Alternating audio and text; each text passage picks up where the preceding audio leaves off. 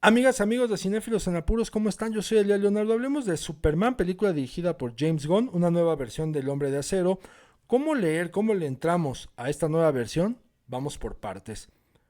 Comencemos por un contexto, y eso es que recientemente la Cineteca Nacional exhibió y exhibe Superman 42, un compendio de 9 cortometrajes restaurados dirigidos por Dave Fleischer, pertenecientes al periodo de 1941 y 1942, que se restauraron y nos muestran pues el origen de Superman en el universo cinematográfico. Y estamos viendo también ya cómo se nos establece un perfil específico de lo que es este superhéroe y su dicotomía dualidad con la especie humana a través de ser Superman Clark Kent. Vale la pena que le echen ojo, no para compararla con esta versión de James Gunn, sino para que revisemos y exploremos cómo ha sido la transición del personaje desde sus orígenes hasta la fecha actual, qué ha cambiado, qué se ha eliminado, cómo han sido los contextos socioculturales y políticos en los cuales estas películas llegan a los cines. Vale la pena revisarlo desde ese ángulo y también porque termina siendo un documento histórico que les repito, además fueron restaurados. Ahora sí, ya aterrizándome en lo que es la versión de James Gunn, me voy a detener en una pregunta y esa es, ¿dónde está Clark Kent en esta versión? Si acaso Gunn nos lo asoma en las dos, tres primeras secuencias y después se olvida de eso. ¿Y por qué lo digo? Porque películas previas, específicamente Superman 1 y Superman 2, ambas dirigidas por Richard Donner, aunque la segunda se la adjudicaron a Richard Lester, pese a que Donner hizo el 75% de toda la película, la dicotomía dualidad Superman-Clark Kent es el punto de partida que nos aproxima al conflicto existencial que tiene Superman para ser o no ser humano, para pertenecer o no pertenecer. Esta dualidad es la que nos va a encaminar y nos va a guiar a una serie de confrontaciones internas y de otras circunstancias que van a poner a Superman contra la pared para tener que elegir, para tener que decidir y para que él mismo se esté dando respuestas dolorosas incluso sobre hasta dónde puede llegar, cuáles son sus alcances y límites en esta idea de pertenecer y de ser humano. Y lo voy a ampliar con el siguiente comentario. No hay nada más humano que el amor y por consecuencia el desamor. Superman conoce este sentimiento desde muy pequeño con esta familia de la especie humana que lo ha acogido, que lo ha albergado, que lo educa, que le enseña, que le inculca, que lo arropa, sobre todo que lo quiere. Este sentimiento lo recibe muy bien Superman y lo transmite él por cuenta propia, además de que ya traía esa misión desde Krypton, hacia los demás. Es decir, empieza a amar al prójimo, empieza a amar a los otros. Tanto así que se arriesga, ¿no? En estar salvando a la Tierra constantemente de los distintos peligros que le acechan.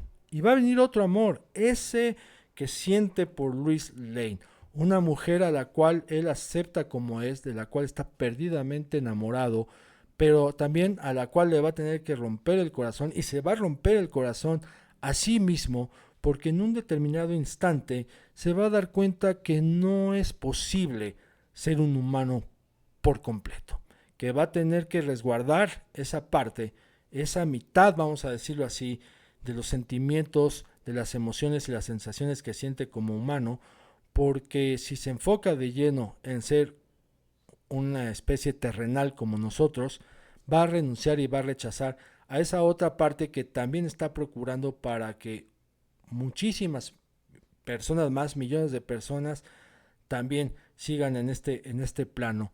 Entonces va a tener que elegir y elegir es renunciar. Y él renuncia al amor por una sola persona para concentrarse en el amor de millones de personas. Y en ese contraste también está chocando el lado mítico del superhéroe contra el lado terrenal. Es una confrontación y es una confrontación que incluso se va a ampliar a la tercera película de Superman, muy olvidada, muy vilipendiada, muy criticada, pero que vale la pena rescatar en el presente, porque quienes la vieron se acordarán de que hay una confrontación entre un lado oscuro de Superman contra su lado benévolo, contra su lado de luz. Y en esa confrontación, en ese choque, también estamos viendo cómo llega un límite entre lo moral y lo inmoral. Va a caer en ese conflicto. No solamente se trata de el amor o el desamor, de ver por los demás o no, sino que también él lidia en su interior con el conflicto moral. ¿Qué es lo correcto y qué es lo incorrecto? ¿Qué es lo que me importa y qué es lo que me vale madre? Eso lo estamos viendo en el tránsito y en el recorrido de Superman. Un tránsito y un recorrido existencial que tiene como punto de partida la dicotomía, la dualidad entre ser Clark Kent y Superman, ¿no? Una dualidad que se va desarrollando a manera de una historia que nos va a encaminar a todas estas subtramas y a todos estos contextos para entender y comprender lo más difícil que tiene que hacer, que es tomar una decisión. Y también no hay nada más humano que tomar decisiones aunque duelan. Pero en esta versión de James Gunn, esa dicotomía, dualidad, no está, no existe. Y tan no está y no existe que en ningún momento se siente en riesgo su relación con Lois Lane. Incluso tampoco se llega a sentir en riesgo al propio Superman. Gunn opta por concentrarse de lleno en el lado mítico de la figura del personaje, tratando ahí de forzar un poco por explorar su lado humano. Una visión que cabe muy bien a lo mejor para la generación actual, pero le teme James Gunn a hurgar, a rascarle, a ir a la profundidad. No es que vaya a ser un melodrama, no, sino que puede ampliar un poco más esa situación y esa dualidad, pero no lo hace, y ahí también entra mi animadversión hacia la figura de James Gunn, y lo explico un poco más. Ya lo he dicho con anterioridad, que no me gusta su cine. Más que un director de películas, lo considero un maquilador de productos. Es alguien que sabe hacer fanservice, a eso se dedica, a llenar el ojo de la generación actual, y lo notamos con la sobreestimulación de los productos que hace, desde el plano visual hasta el plano sonoro. Los colores que emplea, el uso excesivo de efectos especiales, ni qué decir del abuso de pistas musicales o de música en las anécdotas que él elige, que ese es otro tema, porque él no desarrolla historias, no cuenta historias como tales, sino agarra una anécdota, la va estirando y le gusta, eso sí, adornarla, vestirla de parafernalia para hacernos creer que estamos viendo algo muy emocionante, algo muy espectacular.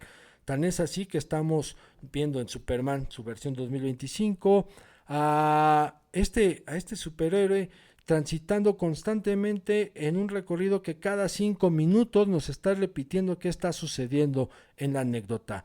¿Es necesario que se nos esté repitiendo a cada rato y en cada momento qué es lo que estamos viendo? Pues no. Sin embargo, James Gunn tiende a hacerlo. Igualmente, acude y apela a la música casi en toda la anécdota, como para hacernos creer, les digo, que estamos viendo algo interesante o estamos sintiendo algo muy interesante cuando a lo mejor no está pasando nada y se puede prescindir perfectamente de ese score. Sin embargo, él dice, no, hay que saturar de música toda la anécdota porque esto es rimbombante. Y así estamos viendo un montón de fallas y carencias en sus películas por el fondo, y el fondo es que a él no le gustan ampliar las historias, no le gustan las historias como tales, o al menos eso pareciera, sino más bien las anécdotas, estirarlas lo más que se puedan y donde quepan todos los artilugios posibles para vestirlas y para adornarlas, y entre más rimbombante y chillón sea el asunto, mejor. Y perdón, pero cuando alguien no voltea a ver la importancia y el valor del lenguaje cinematográfico para desarrollar algo más que además el personaje lo permite, pues simple y sencillamente a mí no me entra, les digo, esa intención que tiene por hacer cine, porque insisto, para mí es un maquilador de productos. Y voy a cerrar con esta idea de la alusión al conflicto Israel-Palestina, que más que un discurso es un artilugio. También ya lo he visto en películas anteriores de James Gunn, que le gusta meter con calzador algunos temas coyunturales, pues para verse bien, más que para entrarle de lleno a pronunciarse al respecto. ¿Y por qué lo digo? Porque en esta secuencia que se ha vanagloriado tanto, a final de cuentas, él toma una postura, vamos a decirlo así, dejando a Superman en otro lado.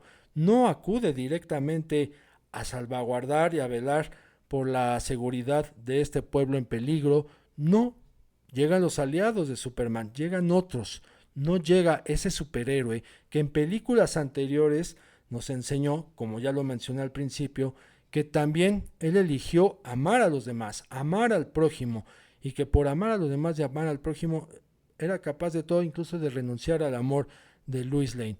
Y acá James Gunn dice, no, yo no lo voy a arriesgar a eso. El que se quede acá en el territorio, en mi territorio, en nuestro territorio, en esto que somos nosotros a final de cuentas, ¿no? Estados Unidos. Pero quien va a ir a salvar al otro pueblo son los otros. Y sin embargo la gente está emocionándose con la idea de que quien los salvó fue Superman, cuando Superman no está ahí. Y no está ahí porque James Gunn no quiso. Entonces les digo, más que un discurso, es un artilugio metido con calzador para verse bien. Para verse bien.